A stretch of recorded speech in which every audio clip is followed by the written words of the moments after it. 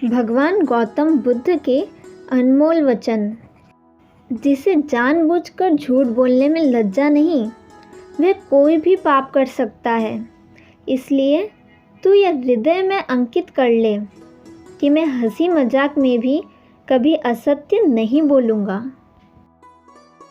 बुद्ध कहते हैं, अतीत पर ध्यान मत दो, भविष्य के बारे में मत सोचो, अपने मन को वर्तमान क्षण पर केंद्रित करो। ये लोग भी कैसे हैं? सांप्रदायिक मतों में पढ़कर अनेक तरह की दलीलें पेश करते हैं और सत्य और असत्य दोनों का ही प्रतिपादन कर देते हैं। अरे, सत्य तो जगत में एक ही है, अनेक नहीं। सत्यवाणी ही अमृतवाणी है, सत्यवाणी ही सनातन धर्म है। सत्य, सदर्थ और सधर्म पर संतजन सदैव दृढ़ रहते हैं। असत्यवादी नरकगामी होते हैं और वे भी नरक में जाते हैं जो करके नहीं किया कहते हैं। जिसे जानबूझकर झूठ बोलने में लज्जा नहीं, उसका साधुपना औंधे घड़े के समान है। साधुता की एक बूंद भी उसके हृदय घट के अंदर नहीं है। सभा में, परिषद में अथवा एकांत में किसी से झूठ ना बोलें।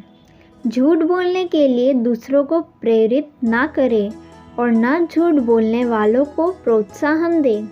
असत्य का सर्वांश में परित्याग कर देना चाहिए। जीवन में हजारों लड़ाइयाँ जीतने से अच्छा है कि तुम स्वयं पर विजय प्राप्त कर लो, फिर जीत हमेशा तुम्हारी होगी। इसे तुमसे कोई नहीं छीन सकता।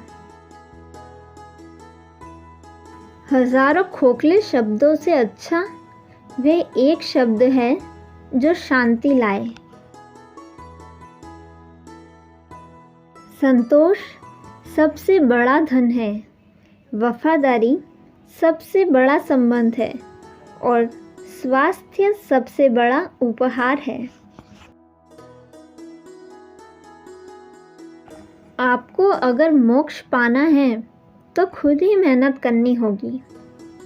दूसरों पर निर्भर मत रहिए। हम जब भी क्रोधित होते हैं, सच का मार्ग छोड़ देते हैं।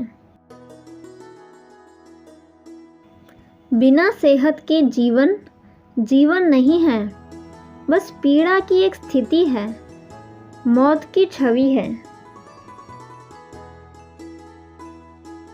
घृणा को घृणा से खत्म नहीं किया जा सकता है, बल्कि इसे प्रेम से ही खत्म किया जा सकता है, जो कि एक प्राकृतिक सत्य है।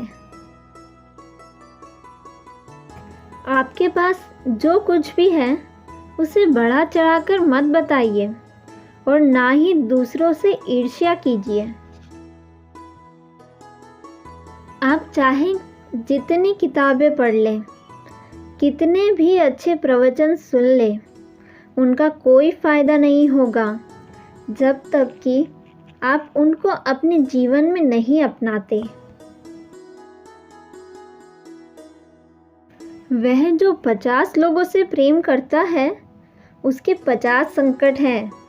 वो जो किसी से प्रेम नहीं करता, उसके एक भी संकट नहीं है। किसी विवाद में हम जैसे ही क्रोधित होते हैं, हम सच का मार्ग छोड़ देते हैं और अपने लिए प्रयास करने लगते हैं। जो बीत गया उसमें नहीं उलझना चाहिए और ना ही भविष्य को लेकर ज़्यादा चिंतित रहना चाहिए, बल्कि हमें वर्तमान में ही जीना चाहिए। यही खुशी से जीने का रास्ता है। जैसे बिना आग के मोमबत्ती नहीं जल सकती है, ठीक उसी तरह बिना आध्यात्मिक ज्ञान के इंसान नहीं रह सकता है।